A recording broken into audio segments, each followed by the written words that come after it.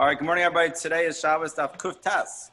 We'll begin from 109A1, bottom of the left column, Kuf Tes and Aleph, 7 lines down. For Amar Maruk, for Amar Shmuel, Maruk said, Amar Shmuel, Alin Ein Behem Mishum Refuah. So we're continuing on with our theme from yesterday, that there's a rabbinic decree that you're not allowed to do medicine on Shabbos because it might come to grinding herbs and spices, which is tochen. Again, if there is an illness or a life-threatening emergency, obviously that's different. We're talking about when a person has a mild illness. Okay, so he says, so we have to figure out is what really, there's two questions. What really has therapeutic value? Because if it really has therapeutic value, that makes it worse. In addition, though, something that is done by healthy people as well, so it's not clear you're doing it for therapeutic purposes, that also helps things out. So worst case scenario is something that clearly has therapeutic value and only sick people do it. That's going to be the no-no zone. Okay, so Ulin ein behen mishum refuah. Ulin has no effect in healing the eyes. This is a type of herb. Others say it just means the leaves of any plant. Some just say it's a type of herb. It has no effect in healing the eyes. Therefore, it does not have significant medicinal value. Therefore, you would be allowed to use it in Shabbos because it's not really a medicine. Rav Yosef said, coriander has no effect in healing the eyes. Kiman Rav Yosef was blind, but he was saying there's no effect in healing the eyes, which would make it better that you could do it on Shabbos because it's not a medicine. Rav Sheish said, kishus ein behen mishum refuah. Hops have no effect in healing the eyes. Therefore, since hops are eaten by healthy people as well, you would be allowed to eat hops on Shabbos, even if you think it's helping your eyes. Since it doesn't really help your eyes, that's okay. Rav Yosef said, "Kuzbarta afilu didi kashili." Coriander is harmful even to me. Now, Rav Yosef was blind, so his eyes were less sensitive than everybody else. But he was still saying he felt that it even aggravated his blind eyes. So for sure, he's saying you could do it on Shabbos. Because it's not a medicine at all. Rav Sheshes said, Gargida afilu didi mali, rock is beneficial even for me. So Rav Sheshes is also blind, and he was saying he still felt that it helped out his eyes, and this would be a problem then. Okay, all types of hops are permitted to use as medicine on Shabbos. Levar mitruza, except for truza. Since hops are also eaten by healthy people, there's no problem if you're eating them, even though you have in mind, I don't know if you should say, you probably should not say, I'm doing it to heal myself. But even if you're going eating the hops to heal yourself, since it's a food that's Michael Briam, it's eaten by healthy people, that's not a problem. Except for truza. So truza was some type of hop that was used specifically for medicinal purposes, therefore, that would be a problem. A perfect example of this, I know Rabbi Yitzchak Berkowitz used to say, are you allowed to drink, let's say you have a nasty cold, and you want to drink 10 cups of orange juice on Shabbos because you want the vitamin C. Are you allowed to do that or not on Shabbos? Now, he said, of course you're allowed to, and the reason is, since orange juice is something that healthy people do, so it is not noticeable that you're doing it to heal yourself, and therefore there's no problem with that. So drinking orange juice on Shabbos, even if your intent is to get the vitamin C to heal your cold, but as long as it's done in a way that you're not telling people that's what it's for, and there's nothing noticeable about it, so that's okay. You're allowed to do that. That's called Michael Briam, a food that is eaten by the healthy, so you're allowed to eat it even unhealthy, even if your intent is for medicinal value. Vitamins, you should just are a major machlokas, whether you're allowed to take vitamins on Shabbos. And the reason is because vitamins are not medicine. The goal of vitamins is to keep you strong. So we're talking about a vitamin that the goal is to enhance your system so you don't get sick. There's a major machlokas, whether that falls under the decree against medicine or no, since vitamins are taken by healthy people to boost their immune system, maybe that's not called a medicine. So that's a big machlokas, whether you're allowed to take vitamins on Shabbos. There's another big machlokas, whether vitamins need to be kosher or not, because that's another question is, do you view it as medicine that theoretically, according to the letter of the law, does not need to be kosher because it's not a food? Or do you view medicine as vitamins as a food that would need to be kosher? So two major machlokases about vitamins. Okay. Amr Rav Chisda said, Shrika Tavia Shri. Basting, right? Basting a roast is permitted. Pipue bei usher, whisking eggs is forbidden. So while the roast is still warm, soon after Shabbos begin, you may coat it with a paste of oil and whisked eggs. Obviously, we're not talking about cooking issues. So we're talking about that it's, let's say, below 110 degrees. So there's no cooking issues. But we're saying is that there's no issue to paste it with oil and whisk the eggs. What would be the problem? The problem would be maybe it looks like tikkun mana. Maybe it looks like you're fixing something up, because this is how you fix up your roast, like the final hammer blow, makbeh patish. So they're teaching us that is not a problem. However, whisking eggs is a problem, because it looks like, the Rashi says, it looks like your goal is to add the eggs to a pot that's cooking on the fire. So it's a decree that it looks like it's coming to cooking. The wife of Zeiri, is it basted or basted? Basted. Okay, basted a roast for Chia bar Ashi, who is a student of Zeiri. So the wife of Zeiri basted this roast for the student Chia bar Ashi. He refused to eat it. He held you were not allowed to baste a roast on Shabbos, and therefore not only did he know you're not allowed, he refused to eat it when the wife of his Rebbe did it for him. Which, by the way, is an extra stringency not to eat it when it's done already. He refused to eat it. Amrulay. So the wife of Ziri said to him, to your Rebbe I did this, and he ate it. How come, what, you have to be more stringent than your Rebbe? You refuse to eat it. So now like this. So the reason is because Chia bar Ashi understood that the reason why Zeiri ate it is because it was his reasoning elsewhere. He was of that opinion that it's not a problem, but others argued on him. Zeiri letame. This was Zeiri according to his own reasoning elsewhere. The Amar Zeiri, because Zeiri said, we're now on 109.82. Noisin Adam Yain Salol Umayim Kululin. A person is allowed to put clear wine or clear water into a strainer on Shabbos. He does not need to be concerned that he's doing anything wrong with straining it, or maybe borer, separating or straining. Now, why is that? Alma, what do we see? Since our wine or water can be drunk as is without being strained, lav midika avid, he's not doing anything of legal significance. That's not called that you're really straining or fixing up the water, because anyways, the water is drinkable without it. Hachanami, here also, kivan de mischol hachi, since the roast can be eaten as is without being basted, lav midika avid, therefore Zeiri held that's not called that it has significance, and therefore you would be allowed to do it. However, Chia bar Ashi held that no, the fact that it was edible as is doesn't mean that you're not accomplishing something by making it more edible, and therefore he did not want to eat it. One second. Michael's asking a question. Yes? What? All right, unmute your phone, Gil. Go ahead.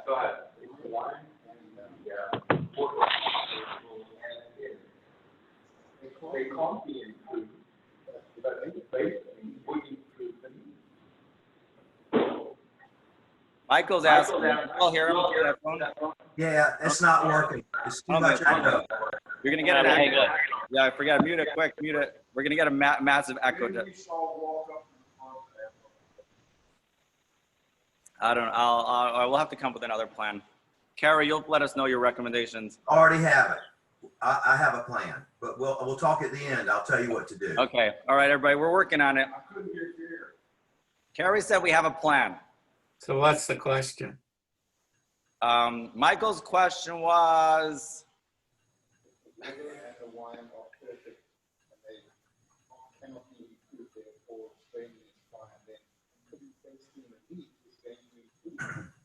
So Michael's asking that just because we say putting wine or clear water in a strainer is okay, that's because you're not really improving it anymore because it's already good. But when you baste meat, at the end of the day, you still are improving it, so it still should be forbidden. Is that correct, Michael? So the answer is that the case of the wine and water, when you put it through the strainer, you are enhancing the wine and the water.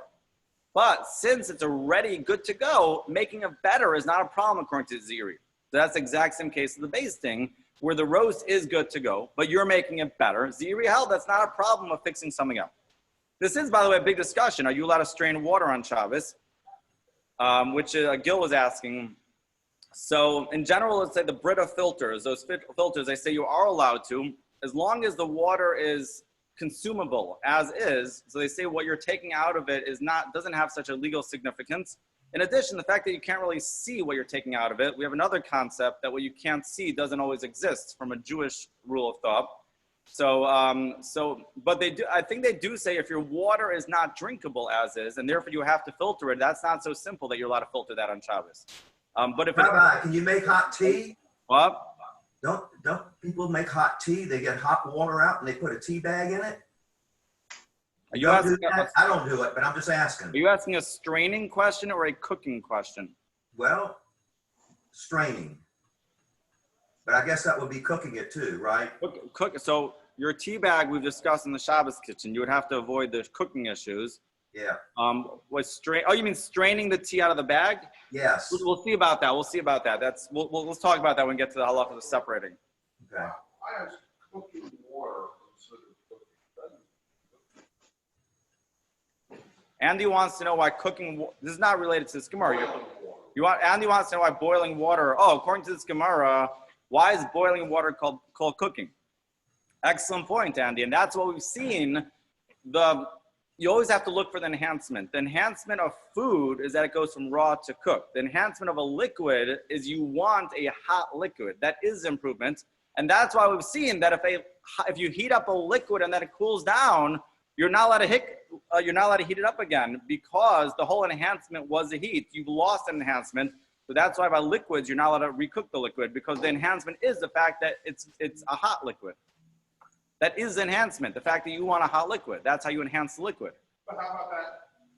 When you have the steam that's on the top of the chiller pot lid, and if it falls back in, isn't some kind of problem like that? Like water like that falling back into cooking chiller?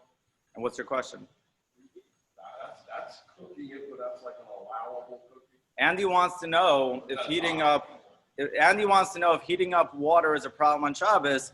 So if you have steam on the lid of a cholent pot, how are you allowed to put the lid back on the cholent pot? Because you're recooking that moisture that's on the lid. And that is an extremely important question. We will get to in the Shabbos kitchen. It's not so simple if it's cooled off already.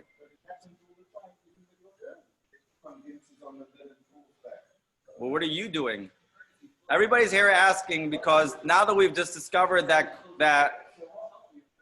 all right, everybody here wants to know, now that we've discovered that heating up cooled water is an issue of cooking, how are you ever allowed to put a lid back on a pot on Shabbos because the condensation is being heated up? And that's an extremely valid point. We will get to that in the Shabbos kitchen. We'll see about that. It's not a simple matter. We'll see. Okay, let's see further though. Va'amar Mar Ukva. We're now on 109.82, halfway down the left column, 1/3 of the way down Kuf Testament Aleph. Va'amar Mar Ukva said, somebody whose hand or foot collided with something and it got injured and you want to reduce the swelling. You're allowed to reduce the swelling with wine. And there's no problemo. Seems like we're saying that wine is not an effective remedy, and therefore, again, anything that's not an effective remedy, we're not concerned about. So just sticking it in wine is not a problem. They inquired, what about vinegar? Are you allowed to, if your hand or foot is swelling, are you allowed to stick it into vinegar? Or is that called, it's like you're doing a therapeutic process? Amar Rav Hillel, Rav Ashi, Rav Hillel said, Rav Ashi, Kavina Berav Kahana.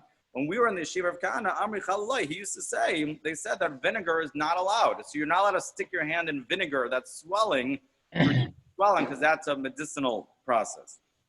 Amar Rava said, Vahani b'nei Mechoza, these residents of Mechoza, Kiman de Mafanki, since they're so sensitive, Afilu Chamernami Maslahum, even they have such sensitive skin, I guess, that even wine for them would heal. So most people, wine would not reduce swelling. It's just not strong enough. But if you have really sensitive skin, wine could reduce the swelling. That would make it that you cannot use wine on Shabbos because that actually has therapeutic value. Ravina Ikla, so it really depends where you live on your skin, whether the wine helps reduce swelling or not. If it is effective, that makes it that you're not allowed to do it. Ravina Ikla Lever Vashi. Ravina once visited the house of Vashi. Chazi de Dricha le Chamara Gaba de Kari. he saw that a donkey had stepped on the top of Rav Ashi's foot. And Rav Ashi was sitting and reducing the swelling with vinegar on Shabbos. Amar le, Ravina said to Rav Ashi, Lo savar lamar lahad amar Rav Hillel. Chalalai. Doesn't Master hold of that which Rav Hillel said that you're not allowed to use vinegar? Amar le, Rav Ashi said back, Gav hayad v'gav regel shani. A wound on top of the hand or on top of the foot is different. It's more dangerous than other wounds, and therefore it would be okay. A wound, so basically the back of the hand, which is between the wrist and the fingers, or the back or the top of the foot, is considered more dangerous than a standard wound. And they say this is getting to the level of life-threatening injury, which you're allowed to do, which you're allowed to break Shabbos for. So he said that this is a dangerous wound, and therefore it's okay. Ika da Amri, others say, Chazid de Katsamas lebechamram. Another version of the incident, that Ravina Rav Ashi was reducing the swelling with wine. Amrle said to Rav Ashi, "L'savala mar lahad amarava." Doesn't Master agree to that which Rava said? Hani b'nei mechoza. These residents of mechoza, kiven de mefanki, since they're sensitive, afilu chamer nami maslahum. Even wine heals them. Umar nami hamafanik. And Master also, we know that you have sensitive skin. Amrle Rav Ashi said back, Gavayad v'gav regel shani. An injury at the top of the hand and top of the foot is different. Injuries on the top of the hand and top of the foot. They're like an internal wound. And you're allowed to break Shabbos for them. So it's potentially a life-threatening injury, and therefore you are allowed to break Shabbos. Okay, let's talk about other medical treatments. How about different types of bathing or rinsing on Shabbos? Now, it's a big topic. We've touched on it earlier, whether you're allowed to bathe or rinse on Shabbos. And we're going to focus now from a therapeutic perspective. If it looks like you're doing it to heal yourself, that would be a separate reason to forbid it. You're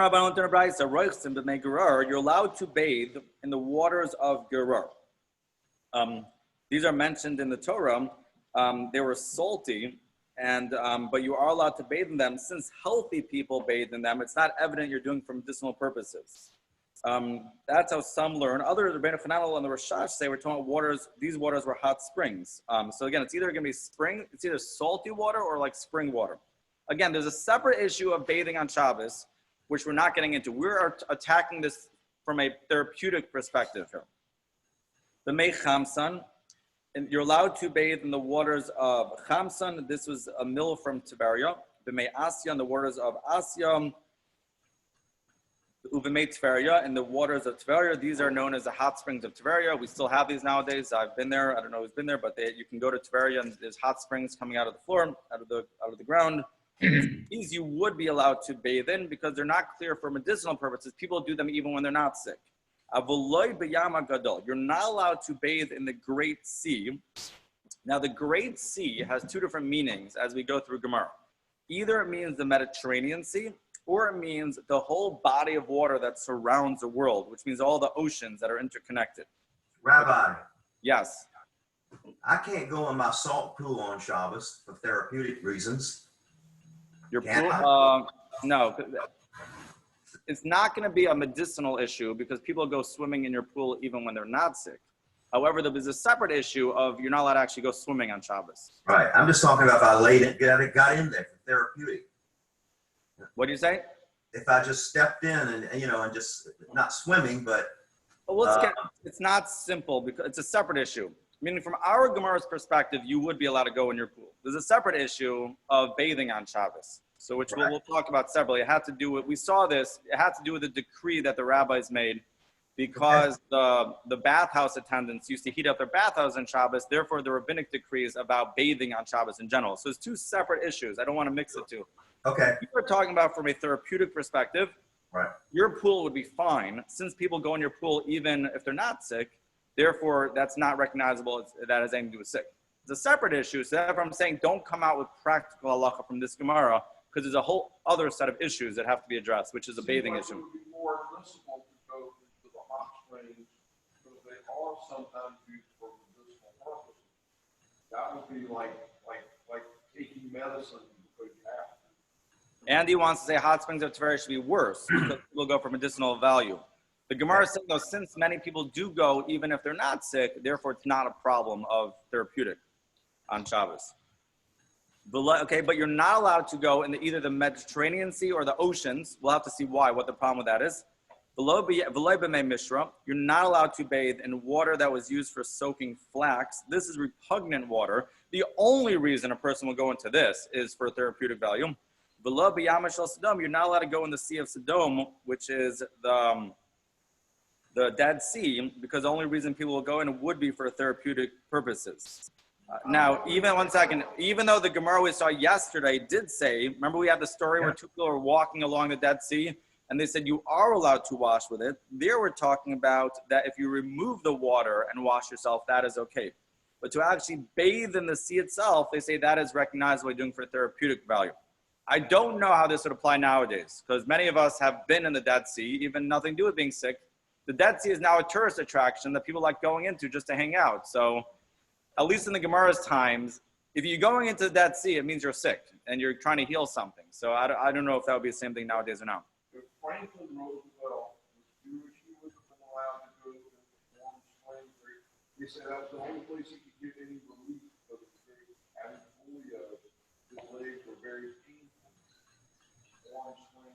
Andy wants to know if Franklin Roosevelt was Jewish, would he be allowed to go into Warm Springs on Shabbos? That was clearly like taking bells. Well, again, the question is, what you're doing, is it something that even healthy people do, or is it an action that only sick people do? That's for that particular person, it was medicinal. Again, if he's going in, but other people go in not for medicinal value, that makes it okay. It's the same example of drinking a cup of orange juice. If you're doing an action that's not recognizable that you're doing because you're sick, because other people do the same exact action who are healthy, that would be okay. Example is if you're drinking orange juice because your doctor says you have a nasty cold and the only way to heal it is to drink a cup of orange juice, right? You are allowed to drink that on Shabbos because that is an action that healthy people do as well. Okay? So again, so we said you're allowed to bathe in the certain springs or salty waters, but not in either the Mediterranean Sea or the ocean. We'll see why. Not in soaking flax water because that's repugnant, that's clear for medicinal value. And not in the Dead Sea because people would only go in there for medicinal value. Practicing Gemara, we're now in 109.83. For a minute, I'll ask you a contradiction from a brisa that we just said before in this one coming up. This brisa says you're allowed to bathe in the waters of Tveria and you are allowed to bathe in the Great Sea, which contradicts the brisa I just said before. It says you're not allowed to bathe in the Great Sea. But you're not allowed to bathe in the soaking flax water and Sea of Sodom. Kasha, Yamagadol, we have a contradiction now.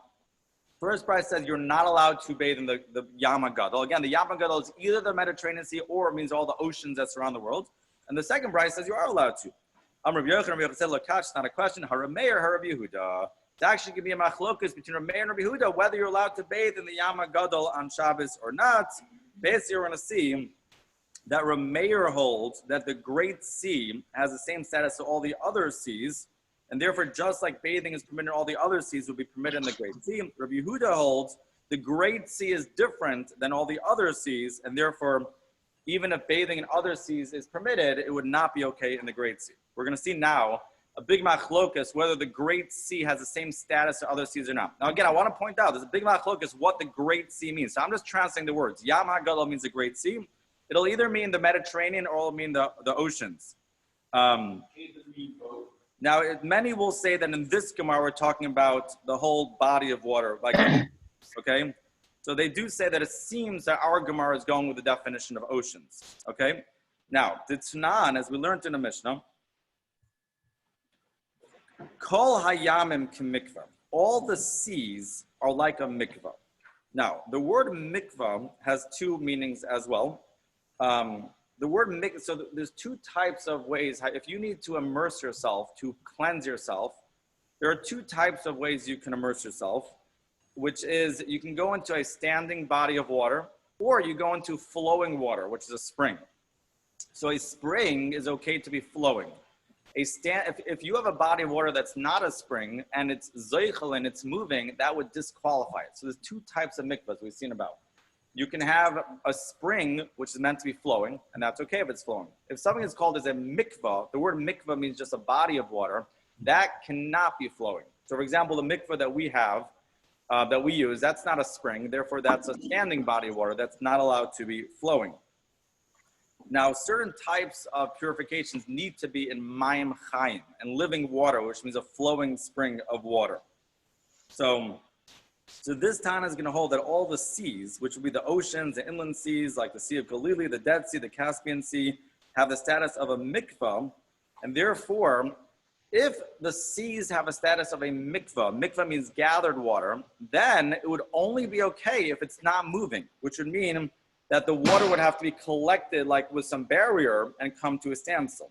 So basically, if you want to go in a body of water, you have to know, is this body of water called a mikvah or is it called a mayim chayim, like a fresh water? So if it has the status of a spring, it's allowed to be moving. If it has the status of a mikvah, that means it's not allowed to be moving. So that means if you hold the ocean as the status of a mikvah, it would have to be that you gather together, let's say you put a barrier, so it's not moving the area you're going to go into.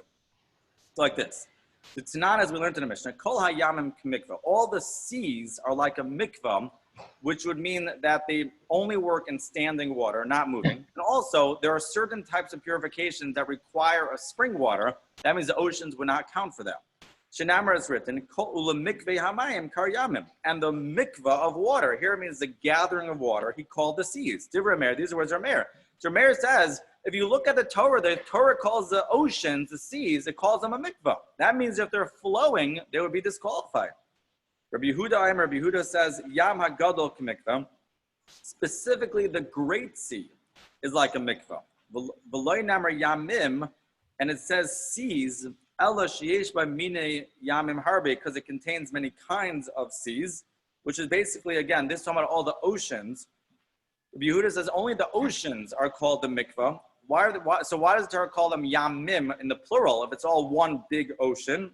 Because many rivers flow into the oceans, so it's really a mixture of many different types of seas.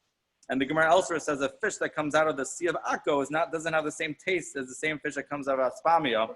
So according to Rabbi Yehuda, it's only the one big ocean mass that has a status of a mikvah.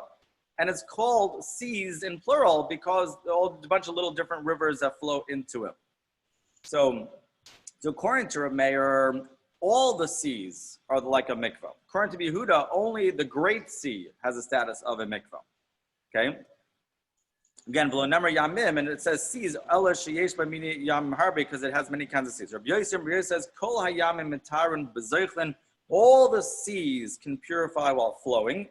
Upsulim l'zavim l'mitzarayim, but they are unfit for a zav or mitzora's water, l'kadosh ben mechatis, and to consecrate the purification water for a para aduma. So remember, there's two ramifications of whether you're called a spring. One is, does it work even if it's flowing? And number two is, you need to have a spring water for the purification of the para aduma, for the mitzora's water, for to sprinkle, and for a zav to purify in. So Rabbi Yossi makes a kind of like a challenge over here. He says that the seas do work while they're flowing. So regarding that, they have the status of spring water, but they don't have the status of a spring regarding zav to toivel in, a mitzora, and for purification water. So comes out, what basically, we're not getting involved in all the details here, and you're welcome to look through all the notes, but the main point is, you have a machlokas between Rabbi Meir and Rabbi Yehuda, whether the Great Sea has the status of all the other seas. So that's how we'll work it out. So basically, Rabbi Yehuda, who says that the Great Sea is different than all the other seas, he'll say even though you're allowed to bathe in the other seas, you're not allowed to bathe in the Great Sea. So that would be the Bryce that says you're not allowed to. And Rabbi Meir says the Great Sea has the same status as all the other seas, and therefore, just like we know you can bathe in the other seas, you can bathe in the Great Sea as well. So again, that's a basic understanding to reconcile the two Bryces. Okay, Maskefla of Nachmer Yitzchak. Of Nachmer Yitzchak objected to this. We're now in 109b1, Kuf Testament base. Amer deplegilating in Tuma v'Tahara. Maybe Rabbi Meir and Rabbi Yehuda only agree regarding the laws of purification and Tuma. Who said they disagree regarding Shabbos? Meaning you want to say whatever they say regarding purification, so that'll be a distinction whether in Shabbos you're allowed to immerse in it or not. Who said there's any connection between the two? So therefore, Nachman Yitzchak wants to pose a totally different way to work out the contradiction. Not necessarily would it be machlokas in Rabbi Meir and Rabbi Yehuda, because we only find they argue regarding purification. Who said they argue regarding whether you're allowed to toivel in them on Shabbos, to immerse in Shabbos or not? So therefore, Rav Nachman Yitzchak wants to come up with another way to reconcile the two brisas. The one brisa says you are allowed to bathe in the Great Sea on Shabbos, and one says you're not. Allah Amr Rav Nachman Yitzchak, rather Rav Nachman Yitzchak said, Lakash, not a question. Had ishtahi, had lo ishtahi. The one that the brisa that prohibits bathing the Great Sea is talking about if you're staying in there for a while, you're lingering in there. There, it's clear if you're lingering there, you didn't just go to wash off, you went for medicinal value. That would be a problem. The bride says you are allowed to immerse in the Great Sea. It's talking about we just go in and out. So that's not medicinal value. That's just to wash off, and that would be okay. Okay? A whole different way to answer the contradiction. So how are we establishing the second brisa, which says you are allowed to immerse in the Great Sea? Because you did not delay in it. If you're not lingering there, well, the second brisa says you're not allowed to immerse in the soaking flax water, right? But if you didn't linger there at all, you should be able to go even to the soaking flax water. The Hatana, because we learned in the brisa. You are allowed to bathe in the waters of Tveria. The water is used for soaking flax in the Sea of Sodom. Even though he has sores on his head, which is Andy's, who is your case again? Roosevelt? Even though this person has sores on his head, so it looks like he's doing for medicinal value, it's still okay. Why? What is it talking about? As long as it doesn't linger there. Because if you don't linger, you go in and out. So that looks like you're just going to wash off. But if you lingered, it's forbidden. So we got problems. We're saying the second brisa that says the Great Sea is okay to bathe in is talking about you did not linger. But if you didn't linger, then why does that brisa say you're not allowed to immerse in the soaking flax water? Soaking flax water would be okay if you don't linger. Rather, we need another way to reconcile the two brisas regarding whether you're allowed to bathe in the Great Sea or not. The brisa that says that you are allowed to bathe in the Great Sea is talking about in the fine waters of it, the nice waters of it. There you're doing it because you want to just enjoy the water. As opposed to the other brisa is talking about bathing in the foul waters. Why would you go into foul waters on Shabbos? It must be for medicinal value. That would be a problem.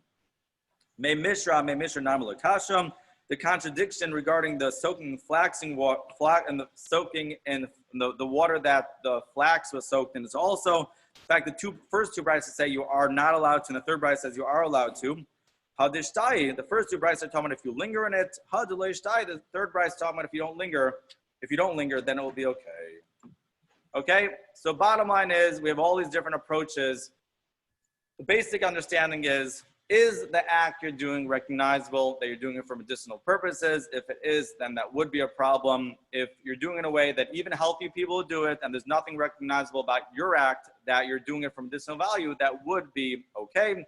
Even if you have sores on your head. So people are like, oh, he's got sores on heads. He's probably going in to heal it. As long as you don't linger, that would be okay. So it really depends on all these different factors. It also may depend on what type of water you're going into. In the Great Sea itself, might depend if you're going into foul water, you must be doing that for medicinal value. If you're going into good water, then you might just be going in for a minute to wash off. Just to be aware, just a reminder, in addition to a rabbinic decree of bathing on Shabbos, which again the rabbis came and instituted because the bathhouse attendants used to heat up the bathhouses on Shabbos and say it was done before Shabbos, you also have to be aware of other issues of when you get wet. Number one is you can't squeeze out your hair, which is a problem of schita, squeezing out. There's another issue is if you're using a bar of soap, there could be a problem of ma'areach, of smoothing something out. There could be issues with using shampoo in your hair. So bottom line is there are times Steve's pointing to something. Steve's pointing to his hair. Andy says some people are allowed to go swimming. Okay, but for example, there are cases where we permit it. A woman is allowed to go to the mikveh Friday night, even though she's going bathing, because again, those cases there was no decree. Some men do go to the mikveh Shabbos morning. Other men who go every day don't go on Shabbos, so that's another machlokas. But so there are cases when it's permitted, but if you're doing that, at least be aware of these other questions as well to avoid. Yes, Avram Ben Beryl. They used to pipe the hot water from Siberia into the East Line. Y'all remember something about that? Is that for hot bathhouse, or just have Andy's asking if he remembers that they used to pipe the hot water from Tveria into Yerushalayim. We did have a case a month ago about a pipe, an insulating question and a cooking question. What if you immersing a pipe in water, when they came up by Hatzmana and by cooking maybe?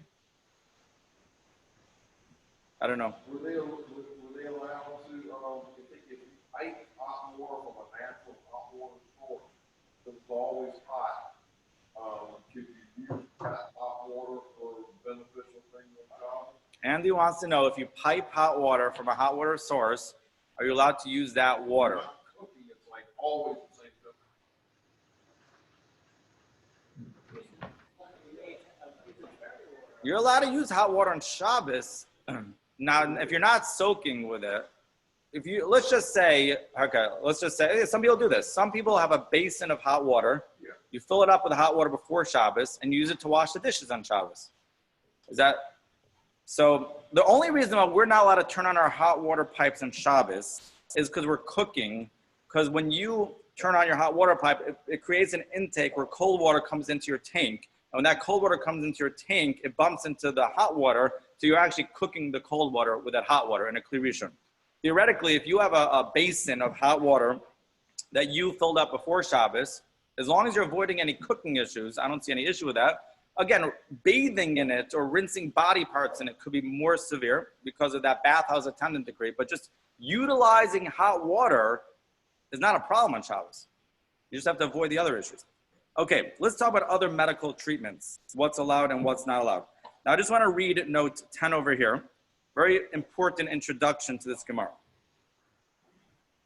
So the rabbis, so we're talking about the rabbinic prohibition of medical treatments on Shabbos. Note 10 here, 109b2. The rabbis enacted this prohibition for fear that someone might crush herbs or other substances in preparing a medicine, which is biblically forbidden labor under the category of tochen grinding. The prohibition does not apply to somebody who's very ill. This subject is introduced here because, like the previous Mishnah, which deals with salt water, it also involves items that are digested but are not conventional foods. The efficacy of Talmudic remedies. Over the next few pages, a number of remedies for various physical disorders are recorded. Many of these cures, however, are not consistent with the known laws of nature. The Rajba explains that during the creation, Hashem invested various herbs, minerals, and procedures with the power to effect remedies. Some in ways that are comprehended by human reason, and some in ways that are beyond our understanding. Since these remedies were set down in concise Talmudic fashion, they are comprehensible only to those who are able to plumb the depths of the sage's words. In particular, many of the various herbs recommended by the Gemara cannot be accurately identified nowadays. Consequently, one should not attempt these remedies nowadays, since it is unlikely that anyone today will fathom the Talmud's intentions, and one who finds his application of remedy ineffective may come to belittle the words of the sages. The Yam Shel Shlomo says that one who does rely on Talmudic remedies in our era is punishable by excommunication. Again, not because they don't work, but because if you're not sufficiently capable of plumbing the depths of the sage's words, you're going to do something wrong, and then you're going to belittle the words, say, hey, I did it, it doesn't work. The answer is no, you didn't fully comprehend the depth of it. In addition, changes have occurred in the state of nature of people, nishtanu ativim, since Talmudic times, and therapies which were efficacious in those times are not necessarily so nowadays. So basically, there is great depth in these words. There is power here, but since we can't fully understand the depth of it, we do not do these nowadays. Okay? Unless, obviously, if it happens to be something that coincides with modern science, you could do it. But don't do it just relying on the Talmud because we're concerned that we're not doing it right. Okay. Begins the Mishnah. Ein oichlin a zoivyon b'Shabbos. You're not allowed to eat a zoivyon on Shabbos, a type of hyssop. Some say it's lavender, and this would be used to kill intestinal worms. You're not allowed to eat that lefisha eno meichel briim because it's not a food of healthy people. Avol oichlhu es yoezer b'shoisa abuvroya, but you are allowed to eat yoezer and drink abuvroya. So these were different substances that people take, which even healthy people would eat, and therefore it would be okay. Kol oichlin oichel adam l'refua. A person may eat any foods for healing. So anything that is qualified as food That's generally mean that even healthy people would eat it, so you would be allowed to eat it as well. You're allowed to drink any beverages, anything that qualifies as a beverage. You go to Publix and this is in the drink section, you're allowed to drink that, even though you're doing it for refuah, because that is a normal drink. Chutz mimei dikolim, except for the waters of palm trees. And so again, this was very powerful, and healthy people would not normally drink this. The chais ikarin, or potion of sterility, which is a beverage of wine or beer that roots of certain herbs and spices were crushed. And it's one of the side effects was it would make a person sterile. So this is not necessarily drunk by healthy people. Because they're for healing jaundice. And this was not this is not a standard food. It was only used for healing jaundice. Who made the kalim litzmaya. However, you are allowed to drink the waters of palm trees to quench his thirst. The sach shemini karn shalerafua, and you are allowed to anoint yourself with root oil if it is not for healing. So if he's not sick, so basically, if he's sick, it's recognizable. If he's totally healthy and he says, "I'm just so thirsty, I need to drink this," then he would be allowed to, because that's clear he's not doing it for medicinal purposes. What about a sick person who happens to be thirsty and he's doing because he's thirsty? That's an interesting discussion. Rashi implies a sick person is not allowed to take medicines even to quench his thirst, because at the end of the day, since he's sick, it looks like he's doing it for sickness. That's another discussion as well. Okay. Amar Rav Yosef. Rav Yosef said, Ezov abarsa bar hamag. The Ezov of the Torah, which we find a few places in Torah, is the hyssop of hamag. Ezovion abarsa bar hing. The Ezovion of our Mishnah is the hyssop of hing. So the hamag variety derives its name from the fact that it grows in the vicinity of the jamai or jami reed grass. The hing variety is so called because it grows among higim, which are thorn bushes. Ula, now in 109b3, Ula Amar Ula said, Marva Chivaram, the Azov mentioned in the Torah, the hyssop that we find a few times, is the white sage. Ula Ikla Lebeir of Shmuel Bar Yehuda. Ula visited the house of Shmuel Bar Yehuda. Aisula Kamei Marva Chivra. They brought some white sage before him. Amar, he said, Hainu Azov Diksibaraisa. He said, this is the hyssop that is mentioned in the Torah. Papi Amar Papi said, Shumshuk. The Azov that is mentioned in the Torah, the hyssop, is the shumshuk. The Aruch HaShalom says this is a marjoram. Marjoram.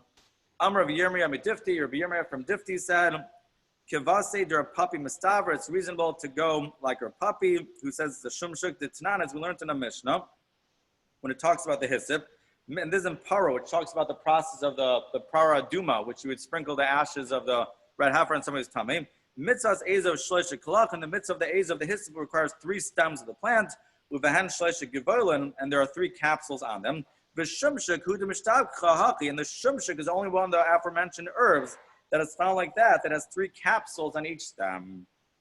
Okay, now, Lamai Achli Lai. Why do people, what's the purpose of eating this Azovion? Lekukaini, for intestinal worms. Lamai Achli Lai, with what is it eaten? Bishva Tamre ukamaso, you eat it together with 7 black dates. Mimai havyam.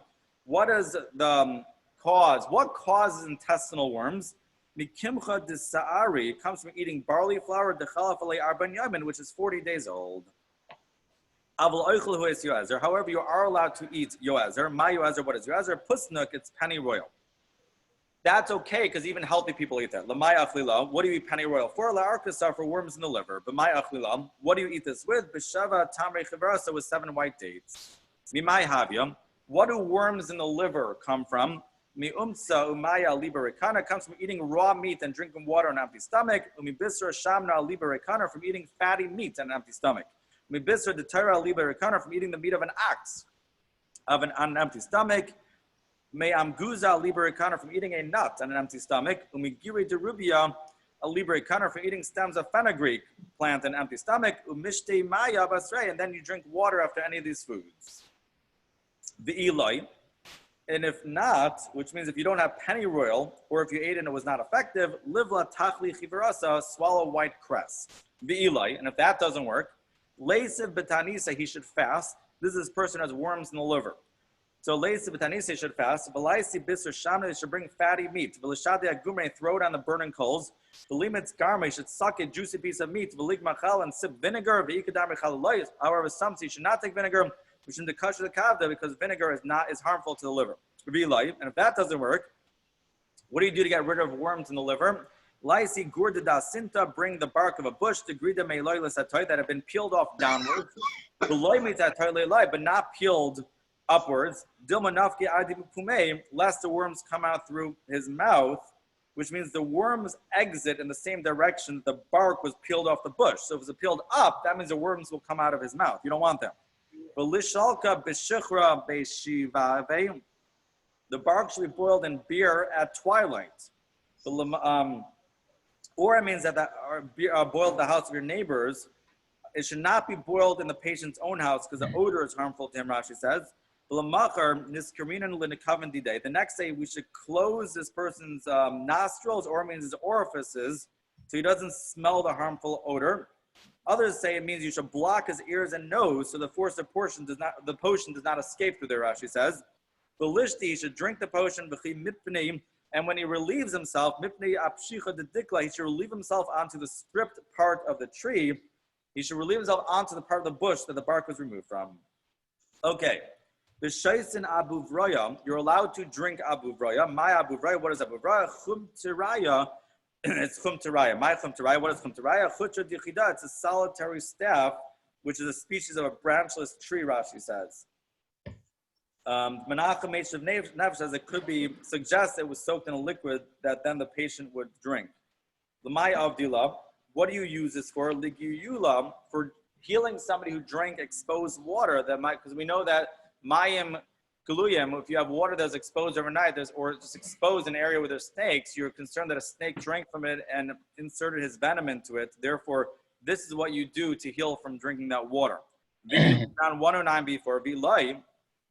And if this doesn't work, lysi, so you drink water that might have a snake's venom in it. What do?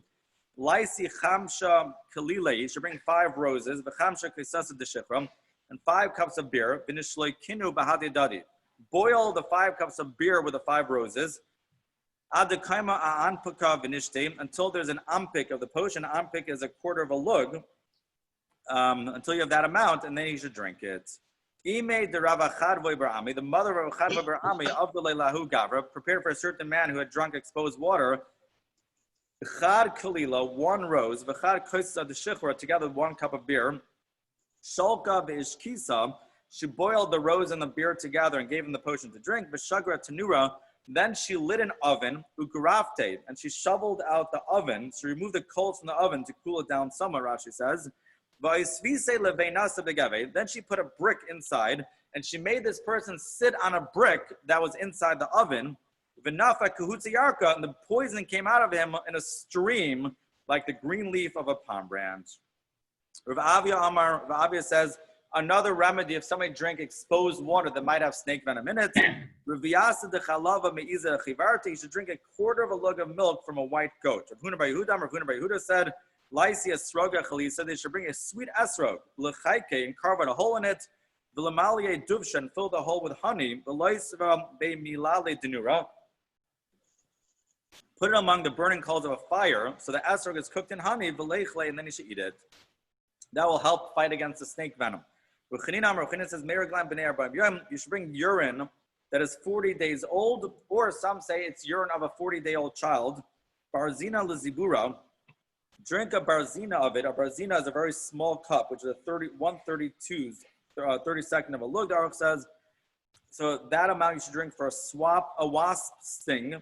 Revi'ah lakraba, a revius, which is a quarter of a lug for a scorpion sting. Palga riva luya, half a lug for uncovered water. Riva filuk shafim alu. If you drink a whole lug, a few ounces of urine, that's 40-day-old urine, or urine from a 40-day-old child, that will help him even against witchcraft. It's a very strong potion. Alan has something to say, but I'm not sure what. I'm not sure if I want to hear it. Rabbi Yochanan said, anigrain, water that spinach beets have been boiled. Va'avander, water that bingari had been boiled, which is a type of herb. Rashi says, v'tiryaka and balsam, malu ben legilia ben l'kshafim, they're all effective against both uncovered water and against witchcraft. Okay. Let's say somebody swallows a snake. What's the remedy for that? Ayman de bala chivya. Somebody swallowed a snake. Lochle keshusa b'milcha. He should be fed hops with salt. And he should run 3 mills. A mill is like a little bit smaller than a mile. So this will help get rid of the snake. Rav Shimi bar Ashi chazi lugav. Rav Shimi bar Ashi saw a certain man, de bala chivya, who swallowed a snake. Idmile kifarasha. Rav Shimi bar Ashi appeared to him like a horseman, which means he disguised himself as a very powerful figure, so the person will be intimidated and will listen to him and obey his commands. He fed him hops with salt. He made him run in front of him for 3 mills. The snake came out of him in pieces. Basically, the fear, the running, and the hops, they all weakened him, which caused his body temperature to rise, which killed the snake, and the snake came out of him in little parts. So you could have another version to that story. Others say Rav Shimi bar Ashi balachivya. Rav Shimi bar Ashi was the one who swallowed a snake. Also Eliyahu, and then Eliyahu the prophet came. Idmile kifarasha appeared to him like a horseman. Oichle kishus b'milcha, and then Eliyahu Navi fed him hops with salt. Varhate kamet sasimili made him run in front of him for 3 mills. V'nafik minute gubi gubi, and the snake came out in pieces. Hayman de tarke chivya. Somebody who was bitten by a snake. Laisi uber de chamara chivarta should obtain an embryo of a white donkey v'lerkare and rip it open v'loisvei levei and place it on the bites. V'hani mili d'leishtachach treifa. This remedy is only effective if the donkey was not found to be a treifa. Treifa means it has a wound in it that would kill the deer. Then it would not be effective. Ellie, where are you up to now? We're about to turn the daf to Kuf Yud Amud Aleph. Okay. Ahu bar kasha de pumpadisa. We just turned over right now on Kuf Yud Amud Aleph 110a1. There was an officer of Pumpadisa, the Tarki Chivya, was bitten by a snake. Now we just said you need to find the embryos of a white donkey. There were 13 white donkeys in Pumpadisa. They tore all of them open to try to find an embryo, but all of them were found to be treifas. So there was one other donkey on the other side of Pumpadisa. They're trying to get that donkey. By the time they went and brought it, a lion ate it. So basically, heaven was arranging. What was the point of that? The point of that is that heaven was arranging that this officer cannot get healed from the snake bites. Amrlu Abai. So Achla Arias, again, the lion ate the last donkey. Amrlu Abai. Abai said to him, Dilma Chivya Drabanan Tarke. Maybe he was bitten by a snake of the rabbis. What does that mean? The Leslie Susa, which has no cure to it, exhibits written, somebody who breaches a fence, somebody who breaches the fences of the rabbinic enactments, will be bitten by a snake. And if a snake bites him because he breached the rabbinic enactment, there will be no way to heal from it. Amrulay, they said, wow, you'll never believe it. That's exactly what happened. In Rabbi Yes, my teacher, when Rav died, Gazar of Yisuf Bar Bisna, or Yisuf Bar Bisna decreed, the lack of the limti as of a gidme lebei lula betavla, that no one should bring myrtle and palm branches to a wedding celebration together with bells. Basically, they would have myrtle and palm branches to enhance the joy of a bride and groom at the wedding. And when Rav died, they wanted to go into mourning for a year, so they said nobody's allowed to have that by the wedding. The azal iu amti as of a gidme lebei lula betavla. That this officer went and he brought myrtle and palm branches to a wedding celebration together with the bells. So it actually makes sense. This whole thing was ordained by heaven that he could not get healed because he had broken a rabbinic enactment, and the pasuk says that he should be bitten. The pasuk in Torah says he should be bitten by a snake. A person who has snake wrapped itself. A snake wrapped itself around a person. What should he do to get the snake off him? Linchos lamai, he should go down into the water. He should invert a basket over the head of the snake and push the snake away from him. Basically, lower the inverted basket slowly, putting it between him and the snake, so the snake will be lured into it. Don't just grab the snake, because then the snake might bite you, but rather just lower the basket, severing between you and the snake. When the snake climbs up into the basket, you should throw it into the water, and then he should go out of the water and run away. A person who a snake is enraged against. So the snake is angrily pursuing him and following his scent, Rashi says. How do you get away from that scent? If you have a companion with you, jump on top of your friend and ride on your friend for 4 amos. So then you will not, because the snake is following the scent of your footsteps. So if you jump on your friend and he walks 4 amos away, then the snake will have lost the scent. Okay? Unless he was looking for the friend. Well, he's looking out for you. V'ilai, and if not, let's say there's nobody with you who you can jump on top of them. V'ilai, and if not, l'shavar nigra, you should jump over a ditch of water or take a large step. The goal is you want to stop your footsteps scent. V'ilai, and if not, the avarnari should cross a river. Ubelelia at night, loisve lepurya arba chavi. So unless you want to go to sleep at night, so they say it seems the following should be implemented even if he shook the snake off his tracks, but maybe we're still concerned that the snake will catch up with you. Some say, at night, so he should mount his bed on 4 barrels, which will prevent the snake from climbing up too quickly and prevent the snake from perceiving your scent. You should sleep under the stars. Rash says if you sleep under a roof, the snake could climb up onto the roof and hurl itself on you. So you want to sleep under the stars. Bring 4 cats. Tie the 4 cats to the 2 legs of your bed. Bring twigs and throw it on the floor around the bed. So when the cats hear the sound of the snake approaching your bed, they'll eat the snake. That will protect you. A straight person who's being pursued by a snake, Lirat Bechalta should run in a sandy terrain because the snake cannot move as quickly over there, and we'll turn back, Rashi says. If a woman was seen by a snake, and she doesn't know whether the snake set its mind on her, that the snake has a desire to have relations with her or not. Now, I don't know if there's a different type, I don't know if there's any known stories about this, but there was definitely a concept. I mean, other than the Nachash and Chava, it seems like there's a concept that a snake could have a desire to have relations with a woman. Huh? Yeah, but it actually has a desire to have relations with her. So we don't know. So a woman was seen by a snake, and we don't know if the snake has a desire to have relations with her or not. She should remove her clothing and throw her clothing in front of the snake. So if the snake winds itself around the clothing, you know clearly that the snake has her in mind, that he wants to have relations with her. And if it does not wind itself around the clothing, then clearly it does not set its mind on her. If you do ascertain that the snake wants to have relations with her, what should she do? Tishamish kamei, she should have relations with her husband in front of the snake, and that will repulse the snake, Rashi says. Ikadamri, others say, no, koshkin takaf liyatzre. No, it'll make the snake have a stronger desire. Rather, she should take some of her hair and her nails, throw her hair and nails at the snake. Vatema should say, Dishtanana, I'm having my cycle right now, so there's no reason for you to desire me. Again, I don't know if we have known stories like this. I don't think snakes have those kind of anymore. Because a snake doesn't pursue people. They wait with their... Alan has a story. Hold on, everybody. Yeah.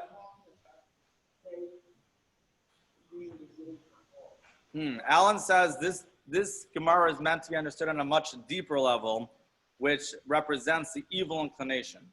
Thank you, Alan. Okay. Hi, Itza da'ayel b'chivya, a woman who is entered by a snake, which means it entered its entire body into her private area, Rashi says. How do you get that snake out? Livsa, she should part her legs. Tarte chavisa, and you put her on to sit on 2 barrels. V'laisi bisra shemenam, bring fatty meat. V'lashade agumre, and throw it on the burning coals.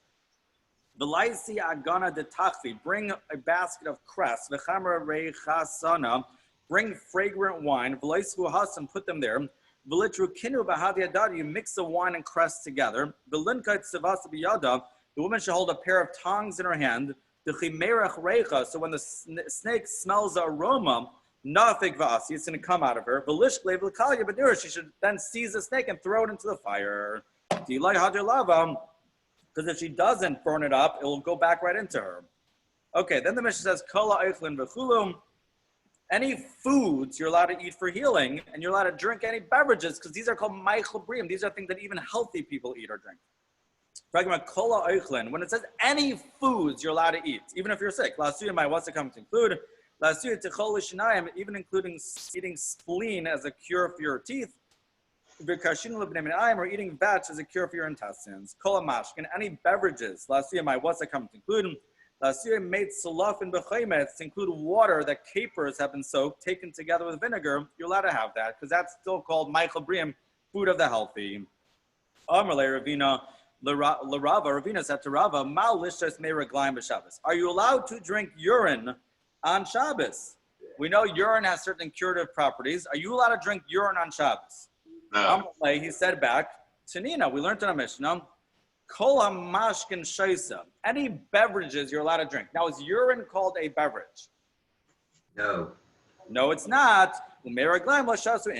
Since urine is not called a beverage, people don't drink it. Therefore, you would not be allowed to drink it. So if anybody calls you up and says, hey, I heard you're learning Daf Yomi. I was really curious. Are you allowed to drink urine on Shabbos? What will you tell them? No. You're not allowed to because of a rabbinic decree. Chutz mimei dekalim. You're allowed to drink any beverage except for the water of palm trees. Tana, we learned in the Brisa. Chutz mimei dekarim. This Brisa's version is except for water that pierces, which is Egyptian beer, zisom, the Gemara will say. Man detana mer dekarim, the one who says the water that pierces, shem doikrim esamara, because it pierces the bile of the gallbladder. Mandara made dikalim, those who say the water of palm trees, it means it issues from between two palm trees. My made dikalim, what is the water of palm trees? Amar Rabba Bar Bruna, Rabba Bar Bruna said, Tarti tilai ika b'marava. There are two tilai, which is a tree of the palm family, Rashi says, in the west, in Eretz Yisrael. V'navka ena demayam b'minayu, and a spring of water issues from between them. Kasa kamim marabi. The first cup that one drinks of this water loosens the fecal matter. Idach mishalshal. The next cup purges the bowels completely. Idach kihechi da'ali hachinafki. The next cup comes out as clear as it went in, because the first two cups already cleaned out his bowels. Rashi says. Amar Ula said, L'didi shasi shichar de Babylon. I have drunk the Babylonian beer, umarli minayo, and it's even more effective than the water of palm trees. It's only effective if you not become used to it over the last 40 days. If you drank the beer over the last 40 days, then it's not as effective. Rav Yosef said, Zisom and Mitzri. He says the water that pierces is the Egyptian Zisom, a type of beer, because it pierces a sickness. Tilta sari, it's a third barley. Tilta kurmati, a third saffron. Tilta milcha, a third salt. Papa said tilsa chite, a third wheat. Tilta kurtumi, a third saffron. Tilta milcha, and a third salt. It's just a little different version of it. The first version was a third barley. This version was a third wheat. The simanech sisane, your mnemonic is sisane, which is a vessel used to hold dates, Rashi says. Rav Yosef said the first ingredient is sari barley. So the word Yosef is like sa'ari, both have the sum, like the word sisani has two s in it. That will help you remember that Rav Yosef said the shasilu bein divchal atzarta, you drink it between Pesach and Shavuos to come at Marapile. If somebody is bound, which means somebody is constipated, it loosens him. V'dirape kamile, and somebody who's loose, it binds him. If he has too much diarrhea, it makes it harden to make him healthy. All right. Shkoyach, any questions? Alan says it's an interesting topic. Should all be happy. That's the only thing Alan says.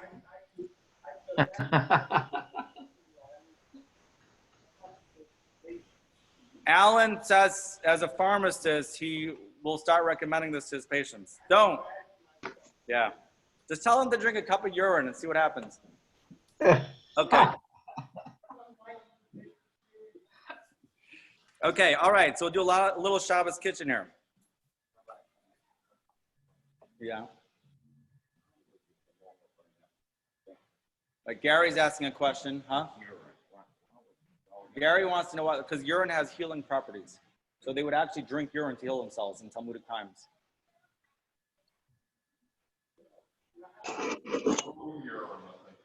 I don't know. Maybe there's a market for it.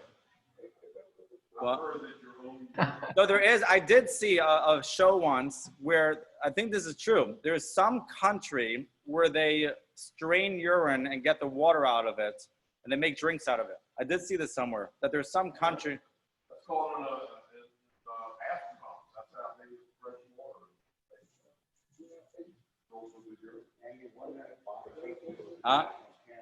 Alan has a question again. Well, 1 second. Alan has a question. What?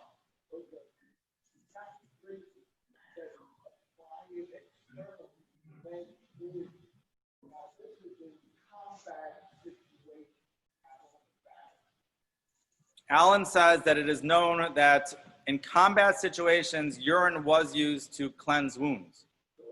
Okay. All right, let's see further in the Shabbos kitchen now. Thank you. Seasoning hot soup. Okay, so very practical. Friday night, you have your hot soup. What type of seasonings are you allowed to put into your hot soup? Salt. Page 38 in the Shabbos kitchen. Okay, it is forbidden to add any seasoning to hot soup while it's in that pot it's cooked in. Okay, so it's in your Kli Rishon. The pot itself, whether it's on the fire or whether it's off the fire, you don't do no seasoning added to that pot on Shabbos, unless it's less than 110 degrees, which I'm assuming it's not, because then you wouldn't really be interested in eating it. Okay? Okay, so that's the first rule. When it's in a Kli Rishon, no seasoning added. Seasoning that was cooked during processing. So if you know, again, you may know, you may not know, certain seasonings we know were cooked when they're processed. For example, salt and sugar. Again, I don't know if this means all salts or not, but many salts are cooked during the processing and sugar are. Therefore, once the soup is in a Kli Sheni, you would be allowed to add it. So the bowl in front of you, so if you have your pot of soup, and then you take the ladle, and then you pour it into your bowl either is a status of a Kli Sheni or Kli Shlishi. So seasoning that you know are cooked, that's not a problem. Whether your bowl is a Kli Sheni or Kli Shlishi makes no difference. You are allowed to add cooked seasonings to that bowl. Uncooked seasoning may not be added to a Kli Sheni until it cools not below 110 degrees. In a Kli Shlishi, however, even uncooked seasoning may be added. So this is where the ladle is relevant, because it's not clear. Again, if the ladle, one more time, because this is very relevant. Again, if you leave the ladle in for extended times, or you put it in a lot of times, that does not count as a Kli Sheni. Therefore, your bowl of soup in front of you at the table is a Kli Sheni. Therefore, you are allowed to add cooked seasoning, but you're not allowed to add uncooked seasoning. I don't know the status of black pepper. Somebody wants to let me know, they can let me know. I don't know if is black pepper cooked or not cooked? Yeah, it's dried. I don't know if that's called cooked or not. Does it get heated up in the process? I know, but is it heated up in the process? I think we've said before that we do something with the sun with both Actually, no, the halachas of cooking, it's not called cooking in the heat of the sun. I don't know for these halachas it's called cooking or not. You're allowed to cook something in the sun. You're just not allowed to cook something in something that's heated from the sun. So the pot itself, the Kli Rishon, the pot itself, whether it's on the fire or off the fire, is zero seasoning added to that on Shabbos. It's taken out of the pot, it's in the ladle, then it's in your bowl. In your bowl, so cooked seasoning, you are allowed to add. To add uncooked seasoning, it has to have the status of a Kli Shlishi. A ladle is not simple, whether that counts as an extra Kli or not. So you may have to take it from your bowl and put it into another bowl. So if you want to be on the safe side, and you want to add seasoning that may still be uncooked, you want to make sure either it's below 110 degrees, or you want to make sure that it's in a third bowl, and you're not counting the ladle towards that counting. Yes, Steve? Assuming that salt is not in that category. Salt, they say in here, salt is considered cooked. I just remember when I was in Eretz Yisrael, they used to say that there are two types of salt. So I don't know if all salt is, I think your standard salt is considered cooked. I don't know. There might be some type of salt that is not cooked in the process, though. No. I'm not aware of any difference between a metal ladle or a plastic ladle regarding this halacha. Remember, the ladle is an iffy situation.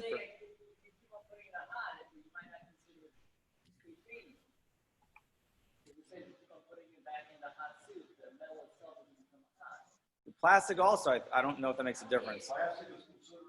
Everybody's here is asking whether there's a difference between a plastic ladle or a metal ladle. I'm not aware of a difference. Again, we'll go through all the practical cases, but I'm not aware of a difference between what material, though. The point is, again, just to understand the ladle question again. The ladle is complicated because you're immersing it into the Kli Rishon, right? Remember Andy said yesterday, he wanted to know about the insert, Andy's wife wanted to know the insert of the crock pot that goes into crock pot. So she wanted to say that's a klisheni because that's a second pot, right? The answer was no, because the whole concept is that since it doesn't come in contact with a source of heat, you have the walls of the klisheni that cool it off, right? But an insert does come in contact with the source of heat. Therefore, the insert is the kli rishon. The ladle as well is complicated.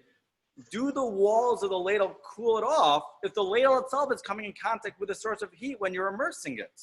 On the other hand, it's only immersed part of the time. Part of the time it's not immersed. So therefore, the ladle is the question whether the walls of the ladle, you can say they cool off what's inside of them if they themselves are being immersed in the cup, in the pot. So again, if you're putting it a lot of times or you're keeping it in, there is no question. The ladle does not take on the status of klisheni. If you're just putting it in occasionally, then that's where it's an iffy situation. For certain things will be lenient and certain things will be stringent. I just want to point out one more thing we'll get to. If you want to try to be stringent and say, okay, so I'm going to keep my ladle out for 5 minutes in between each time I stick it in. There's another issue you're going to have to contend with. What's the other issue that's going to come up? The other issue is going to be what Andy asked earlier, is basically if you have some soup on your ladle that dries off, right? Because you kept it out for 3 minutes. Are you allowed to then stick that in, or are you heating up a liquid that cooled off? You may, if you're going to do that, you may have to actually wipe off all the liquid. We'll see about that as we get through as a separate issue of heating up a liquid that cooled off. All right, we'll see more. There's a lot of good, interesting questions. I have a comment.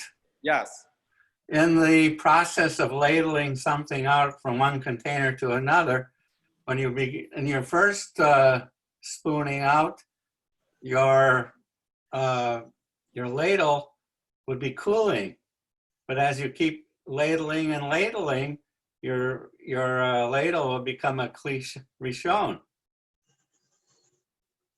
So your first bowls that you're filling are a kli shalishi. Valid point. Sid wants to say that when you're ladling, the first scoop, that definitely should count as it. Well, again, at least it should be the iffy area. Again, a ladle itself is a question. Again, if you do it successively, for sure it doesn't count as a klisheni. But the first scoop, there's more reason to be lenient. I hear what Sid's saying. Sid's saying a valid point. It may depend if you got your soup from the first or second scoop versus if you got your scoop from the fourth or fifth. Valid point, Sid. But again, the whole leniency of ladle to count as a klisheni, even if you're just dipping in occasionally, only works for certain ramifications and not others. We'll go over it again. If you're confused, don't worry about it. We're going to keep on going through this till we get this clear. Still comes up. All right, Andy, you want to read the Avos Chesed? Oh. Can they hear me when I read from here? You want to come over here? Ellie, where did we get up to? We got up to the 2 dots at the bottom of Kuf Yud Amid Aleph. Like four lines to the bottom. Mycos? Yeah. All right, Andy's gonna come here now. All right, we've been talking about the excuses of the people that have for not lending money. And the first we talked about was ignorance. Now we'll talk about stinginess. The definition: stingy people refuse to lend money simply because they do not want others to benefit from their property. This is a lowly trait. They focus all their efforts on gathering wealth for themselves, but never lend their possessions and certainly not their money to others. Some people are so miserly that they do not even let themselves benefit from their own wealth. The results of stinginess. Stinginess prevents a person from being merciful towards others and from hearing the pleas of the poor. Sometimes stingy people convince other people not to give either, so that they themselves will not have to feel guilty or embarrassed. Some people are so stingy and so obsessed with making money that they are even willing to charge ribas, forbidden interest, thereby bringing a curse upon their property. How many days are there in this month? The last Hebrew month? The month we just started. 29, I think. 29, I think. This is probably 29, right? 29 probably. We're not supposed to read it unless there's 29 the next day. All right, shkoyach, everybody. See you all 8 o'clock tomorrow. Shkoyach. All right, Rabbi, do you want me to tell you what to do tomorrow? Yes. Thank you, Ellie. Thank you. All right, Take care. so what I would do is tell Gil to call your cell phone. And then don't use your cell phone as being on Zoom. What do you say? Have Gil call your cell phone. Put your cell phone on speaker and lay it by the computer, by your computer. We will hear them talk through the speaker. Gil, Carrie's recommending, one second, let me just turn off the recording. I don't know that it's gonna work, but I'm